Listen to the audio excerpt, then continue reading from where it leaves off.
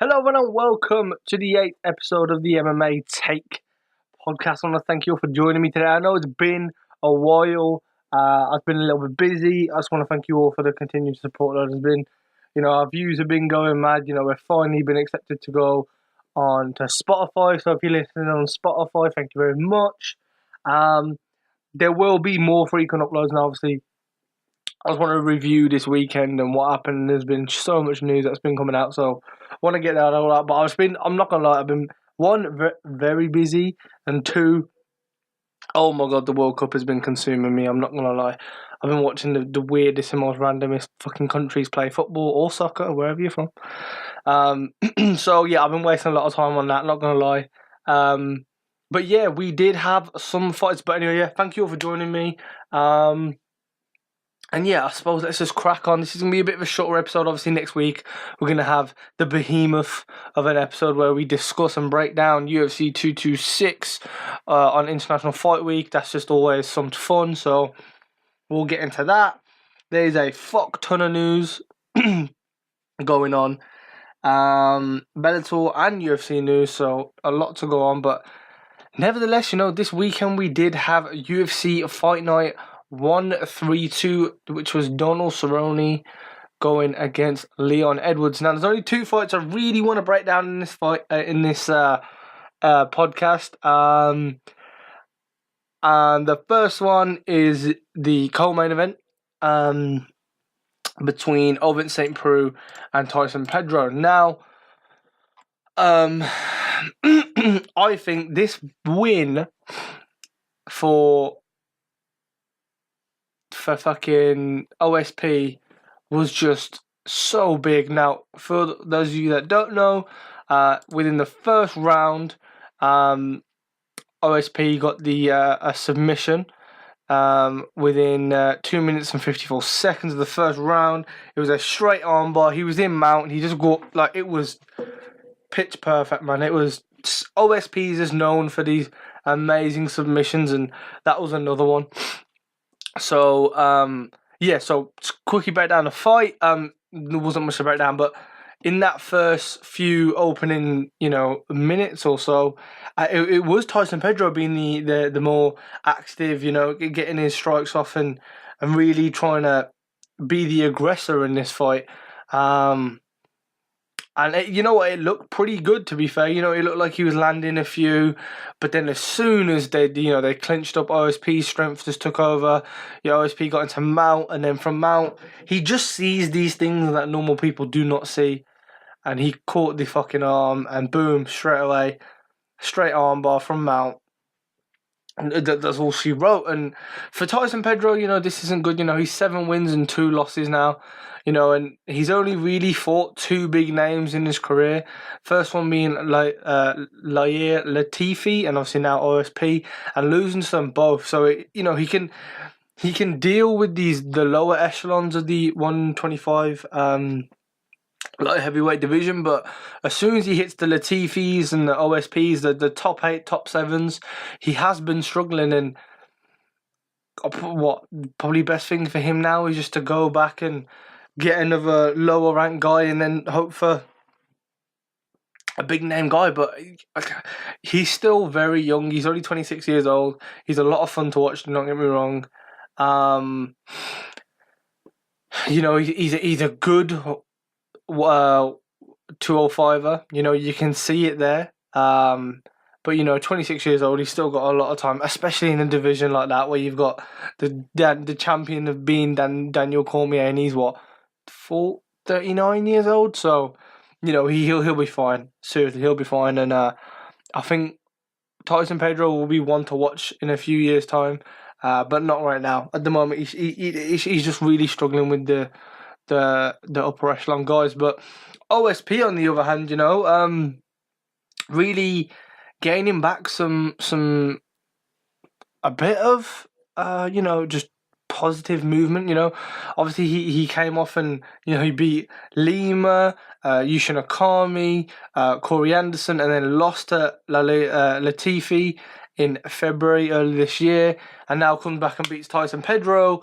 Honestly, it is what he needed. He needed a first round finish. He got the submission now, and Just looking on the rankings real quick, even though I always hate the rankings, but you know what? It's always worth having a fucking look at.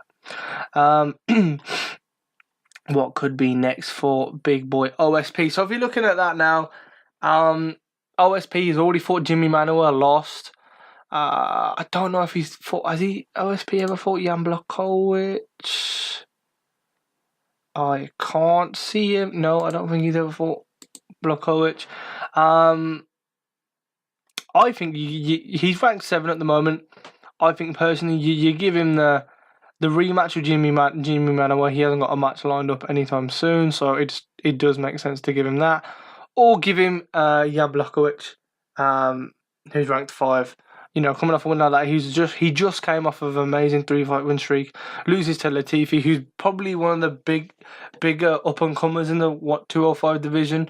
You know, Volkanov's Namir's had his time, and it looks like Latifi's on the rise at the moment. So, yeah, I honestly think OSP could handle with either Jan Blachowicz or Jimmy Manuel and break into that top 5. And then once you're in that top 5, you know, especially in the 205 division, it's all, you know, who knows who's going to be the fucking champion, you know, this time next month. Who knows what Daniel Cormier's plans are. Well, not this time next month, this time next week. So, yeah, we'll see. But, yeah, nevertheless, impressive, very, very, very impressive performance from your boy. OSP, and let's hope he can get another big fight after that. And then now we had the main event between Leon Edwards and Donald Cowboy Cerrone. I did say Donald a bit weird, Donald. Didn't mean it in a racist way. I just came out. This fight was just, I don't know. I'm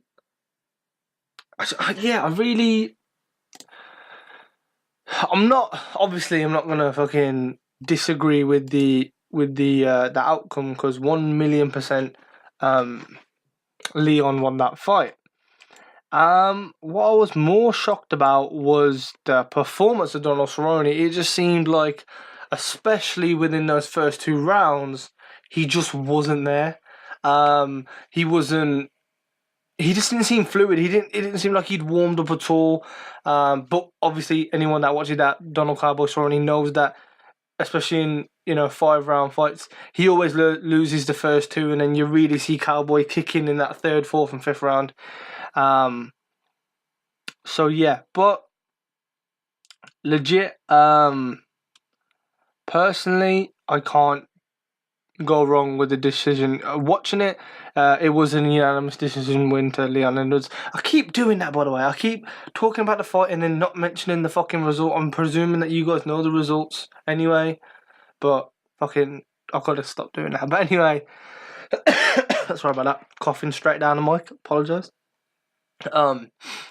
Yeah, so legit, I just I gave the first 2 rounds to Edwards. Looking back at my score, yeah, Cerrone the 3rd, and then 4 and 5 to Edwards again. Just in that first round, that knee, I believe it was, that connected when they were on the clinch. You know, Edwards did that knee, and it just absolutely fucking gushed. Cowboys, you know, I believe his eyebrows, one hell of a cut.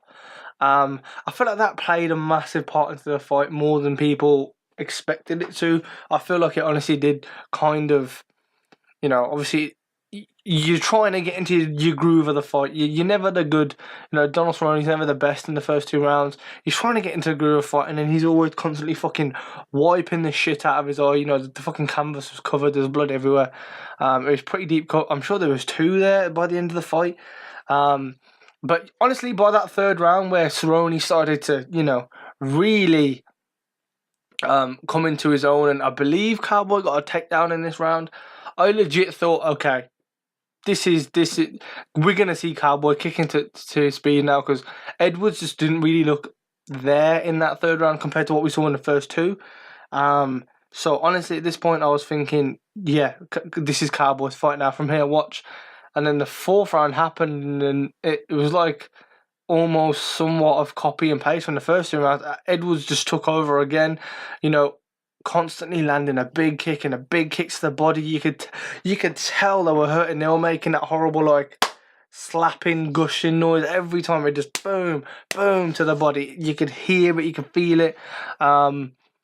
So I think that played a big issue with the fight. And then obviously at the end of the fight, when the interviews are happening after the fight, you know, Cowboy Cerrone was really badly ill, and for fucking Cowboy Cerrone to say, you know what, I was ill and I was even thinking about pulling out of this fight.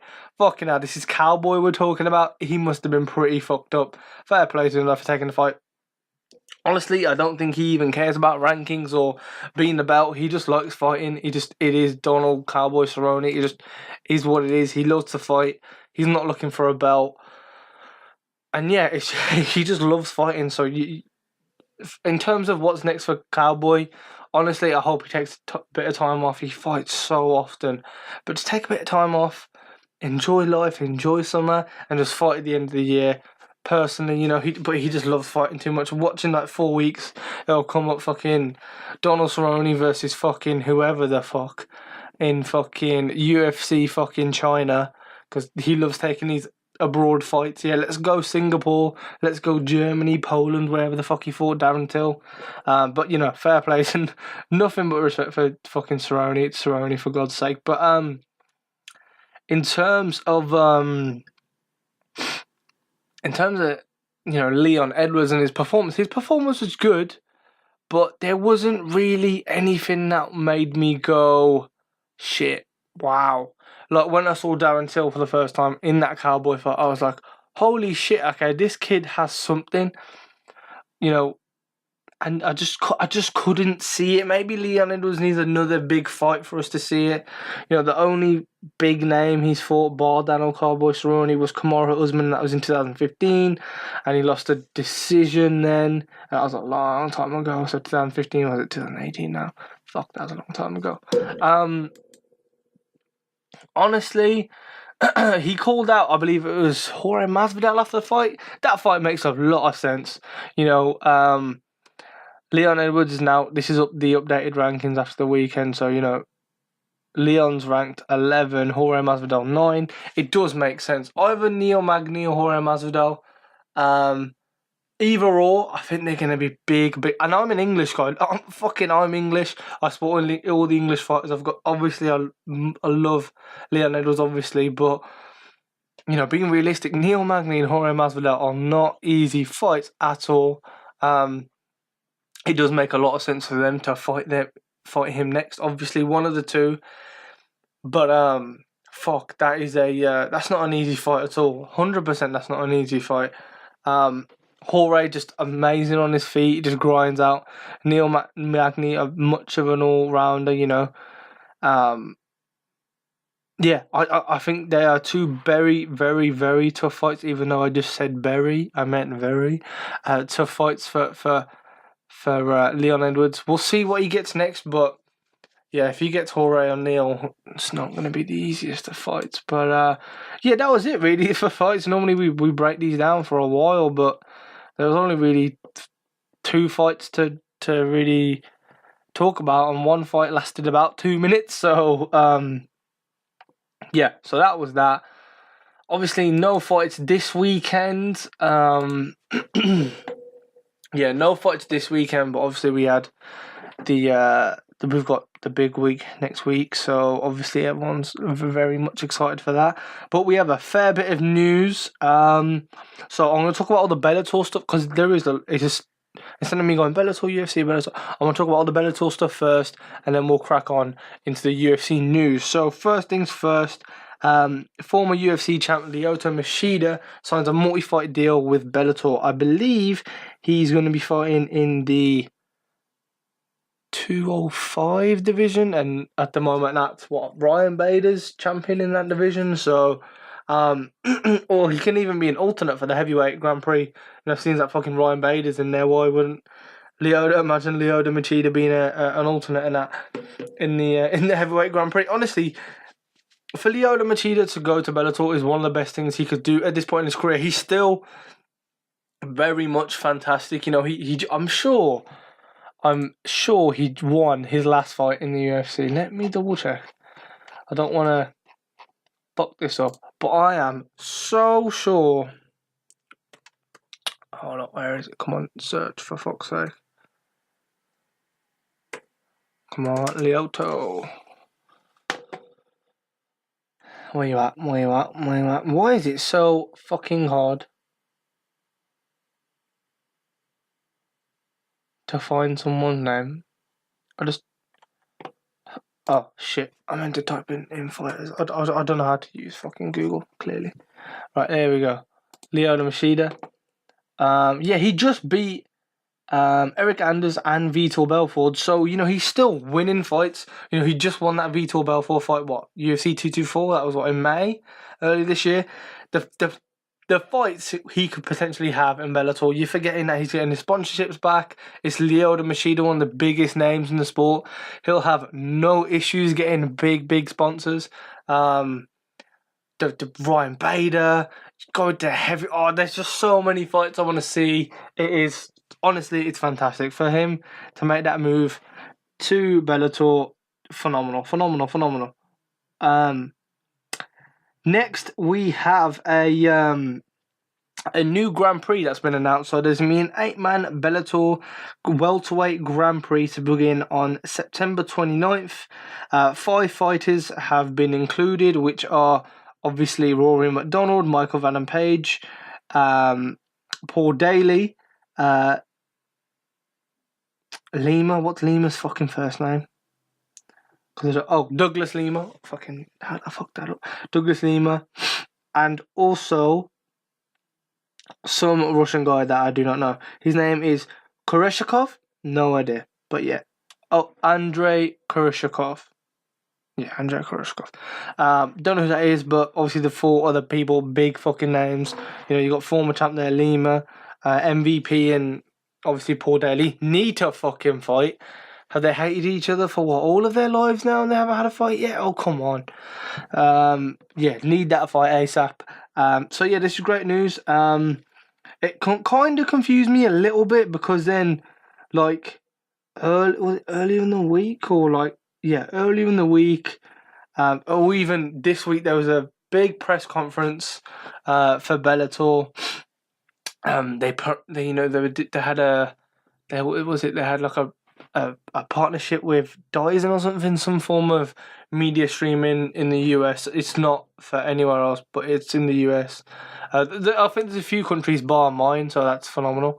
But yeah, so they announced 2 big fights there. The first one's Gegard Mousasi versus Rory McDonald for the middleweight championship. So obviously Rory McDonald, fucking welterweight champion in Bellator, going up. He's won 2 fights. McDonald's won 2 fights in a row since coming over to Bellator from UFC. He beat Douglas Lima and also beat, I believe it was Paul Daly. I think it might have been Paul Daly. So that will be on. Okay, that's September 29th. When also that fucking Grand Prix thing started.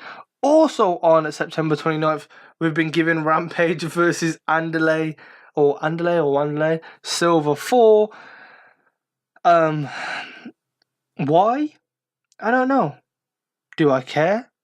Not really. I'd love to see this fight. Of course I want to see this fight. Rampage Jackson versus Wanderlei Silva. Wanderlei Silva winning 2 of the past 3.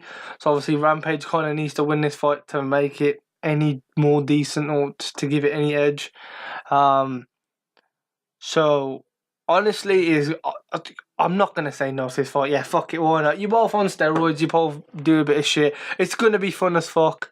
Why not? Why the fuck not watch Rampage versus Wanderlei? I'm sure the fucking build will be fantastic to watch as well. So, why not? Let it happen.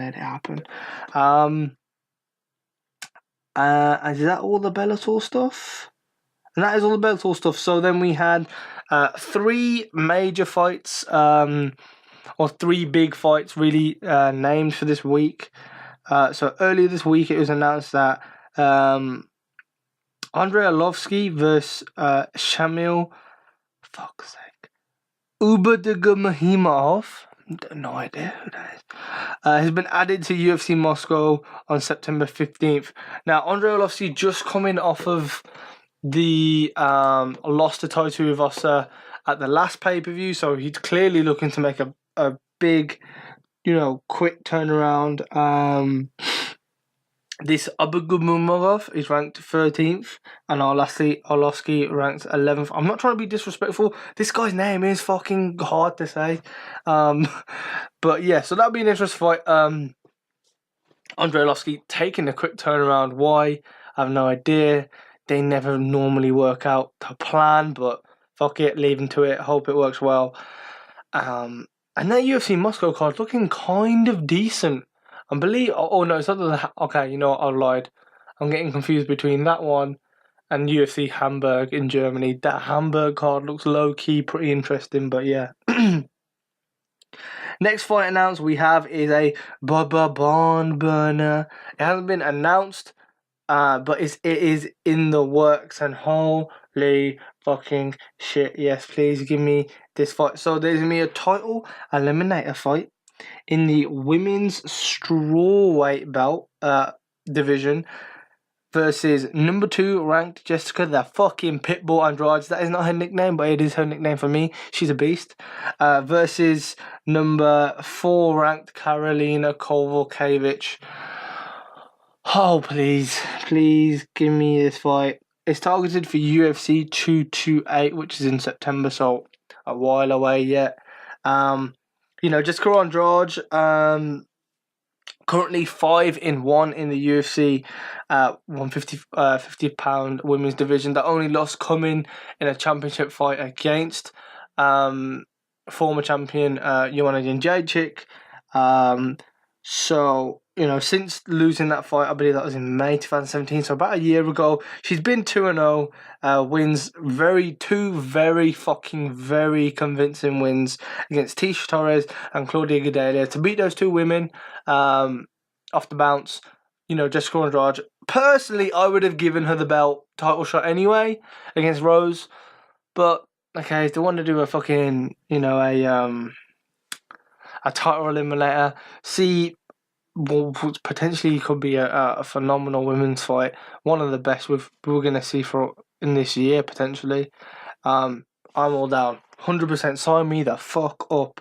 Kowalkiewicz also on a 2-fight winning streak after losing against Joanna in November 2016. Then she lost to Joanna and then lost again to, I want to say it's Claudia Gadelha. I think it's Claudia Gadelha. And then, she's won 2 fights on the bounce now. And, to be fair, in title contention. But I just feel, honestly, I would have gave the belt, the chance to Andrade personally. I just feel like she went on a tear to fight for the belt for the first time against Joanna. In a close fight, loses. Goes and beats Tisha Torres, top 5 or top 6? Phenomenal fighter. Beats fucking Claudia Gadelha, who's been, in the top 3 for how many years? So go beat them 2 fighters. I think she's deserving of another title shot straight away, but hey, the UFC is like, fuck it, I don't even know. But yeah, if they want to do that, fair play to them. But yeah, last piece of fight news, but there is one thing I want to quickly discuss towards the end of the episode. And that is earlier this week, or was it either earlier this week or on last episode, which was a while ago. I still apologise. I was talking about Gaethje versus Al Iaquinta was in the works for UFC Lincoln, Nebraska. So I want to say this came out today. So this came out today, being June 28th. Thursday. It's a Thursday today. Yeah, Thursday 28th. What the fuck? So firstly, there's 2 kind of bits and pieces into this fight. So this has been confirmed. So earlier today, or either yesterday, it was announced that Al Iaquinta will not be fighting Justin Gaethje. Why? I have no idea. There's been a lot of, you know what Al Iaquinta's like. He's been talking about Dana a bit. I don't know if that's got anything to do with it, or if Al Iaquinta's injured. I'm sure in the next few days it will come out, but it hasn't been all the tweets said or something like due to an undisclosed issue or whatever, something bullshit like that. Basically, didn't want to talk about it. So yeah, it was just a case of Al Quinter not getting a fight. I think he's been, Al Quinter being Al Quinter. I'm sure, like 2-3 weeks ago, who's saying some shit about Dana. I can't remember exactly what. Potentially that might have, he might have fallen out with the UFC in some form or manner. We don't know. I'm sure it will come out in the next few days. But nevertheless, to replace Al Quinter for the Lincoln, Nebraska fight, which is going to be on August 25th. James Vick has been announced. Now, Vick was originally scheduled to fight Paul Felder at UFC Boise, Idaho on July 14th. At the moment, it's unknown whether they're going to give a new opponent to Paul Felder on that fight card in Boise. To give him a new opponent if anyone wants to take the fight. There's still 2 weeks to go until that fight, so potentially someone could be taking that fight, but we don't know, obviously. So you got Paul Felder losing an opponent, but great opportunity for James Vick. Vick's one of the most probably deserving fighters. He's been on a tear. He's 13-1. Legit, he is. Since joining the UFC in 2013, Vick is 9-1. He's 9 wins and 1 loss, and he's only ranked 11th in the welterweight division. Now, lightweight division, sorry. Now, this either shows you how stacked the lightweight division is, or they just haven't given his chance. There's no one more deserving to take on Justin Gaethje, who's been up there fighting Alvarez, fighting the Poiriers, Vick. This will be exactly like the other two. They're going to be brawlers. They're going to be big fights. They'll be fun fights. James Vick is phenomenal. He's one of my favourites. He's just one of the people that has been phenomenal. He always performs.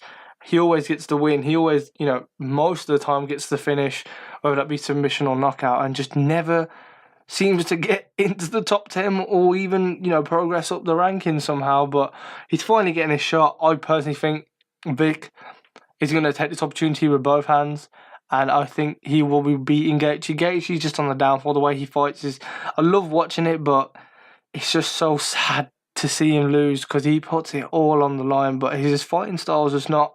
You can't fight like that when you're fighting in the UFC against these big, highly skilled athletes. It's just not going to work.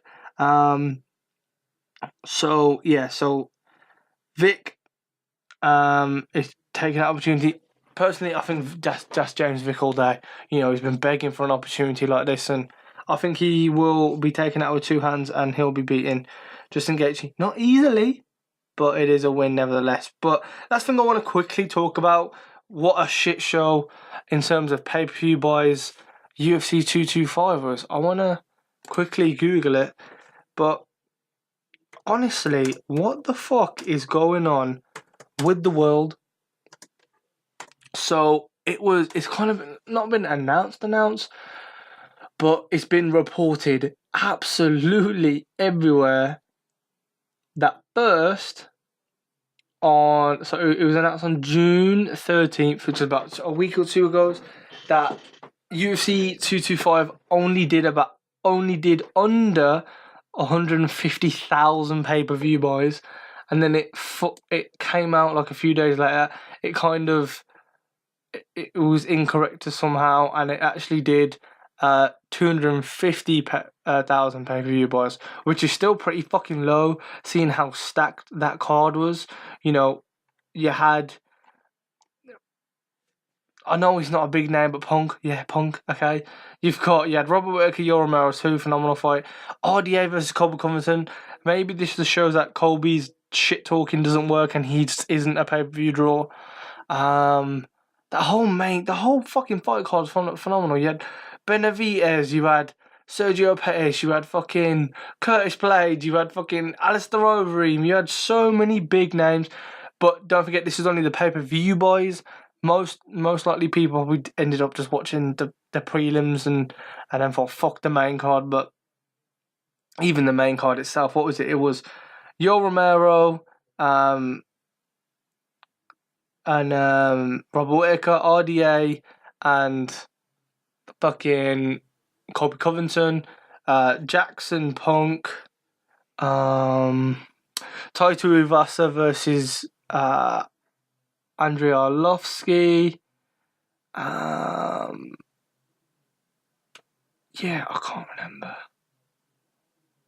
I can't remember the other fight, but the main thing I wanted to bring to, look how stacked that card is, and it kind of did the same as UFC 222, which is Cyborg versus Kunitskaya. Shit show, barely any big names. The next UFC was UFC 223 with Khabib Alaquinta. Was going to be one of the biggest pay-per-views of the year.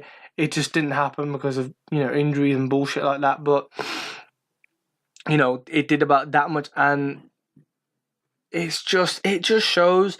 You see 222, 223. I don't know what 224 did, and then you had 225. It's struggle fucking city for UFC. I don't know what it is. I don't know. I feel like maybe we're just getting too many fights. Personally, this is what I think it is. I'm going to end the show on this, and please do tweet me at the MMA Take your personal opinions. I think it's because ever since the ESPN deal's probably been in the work for how long now? This Fox deal's coming at the end towards the end of the year. We've still got International Fight Week. We've still got the Madison Square Garden card, and also the end of the year pay-per-view. They're the three big ones that UFC tend to make the most money on. Will they get a lot of money next week in terms of UFC 226? We'll talk about that next week. I'm going to go into that in a lot of detail because I feel like it's just a topic that we need to talk about way more because it is fucking shocking. But I just feel like they're saving all their big talents. Originally I thought they were saving all their big talents for, for ESPN, just not putting any big cards on until next year, and next year's gonna be the big year with ESPN. They're gonna be on SportsCenter, but then you had that card, and there's no mainstream names, which is also a big factor. But for a normal UFC fan, I think that number right there, that 250,000, is probably your hardcore, your MMA, your people that listen to the show, your people that listen to the MMA Hour every week, your people that fully give a fuck about the show, the hardcores, myself being one of them. Luckily I live in the UK, we don't need to pay for pay-per-views, it's on our normal sports channels. Suck it US. No, I'm joking. Okay, two things I do want to think are the big contribution to this. One, I found out how much the pay-per-views are in America. Holy fucking shit. To watch it in HD, you're looking about $70. That's ridiculous, seeing as that there's been no Conor McGregor, no John Jones, no Ronda Rousey, no Brock Lesnar, no fucking who else? I don't even know. We had no Khabib versus fucking Ferguson. Legit, they're your whole household names. No one else is. You haven't had them for a whole year, maybe more. There's been no big name that's came up. Your last big fight was probably, and it probably was, and it showed it got like 600,000 to 700,000 buys. It was UFC 217, and that was your George GSP and your Michael Bisping. You had Rose Namajunas versus Joanna Jędrzejczyk, and you obviously had the Dillashaw Garbrandt fight for the belt, which had a lot of heat into it. So clearly that fight card was going to do well because you had Joanna Jędrzejczyk, who's just earned herself a massive following. She's one of the best champions. She was going to break Ronda Rousey's defending record for women, defending the belt. You had the heat between Garbrandt and Dillashaw. There was a lot of tension there, a lot of beef there, so that made it interesting. And then you had the return of GSB, and then you had all the English crowd and whatever, all sorts, and all that hype because it's Bisping and GSP. That fight got announced how early in the year? So yeah, I just think that price is ridiculous when people can get it for free online. UFC people, if I lived in America, I'll be honest, I wouldn't be paying $70 a month. I would be paying that. I would be watching that shit for free. On the internet, you can 100% find UFC streams that are ridiculously clear, full HD, and watch them. You 100% can. I promise you. Been there, done that. So honestly, it's just a bit of a shit show, innit? I think this UFC in general, I want to say, was it last Was it last month they had the NBA finals? Even I was watching the NBA finals. People were just fucking bugged out with sports. I don't know. But for that stacked card to only do 250,000 pay-per-view buys astounds me. But yeah, that is it for today. I want to thank you for joining me on the 8th episode of the MMA Take Podcast. It's been a while. I promise you I'm going to be back next week. We're going to be breaking down UFC 226 International Fight Week. Let's fucking go. I am buzzing. Let me know your predictions down in the description of wherever the fuck you're listening to this, whether it's YouTube, Google Play, Apple Podcast, fucking Stitcher, fucking where else are we? I don't even know. Spotify now too. Just give us a thumbs up, subscribe, show me you're loving the content. We clearly are. The views have been amazing. I've never expected them to do this well. I want to thank you for joining me. Tweet me at the MMA Take. All of that shit will be in the description of this podcast. Wherever you listen to it to, it's in the description. I love you all. Thank you all for joining me, and I'll check you all next time. Cheers.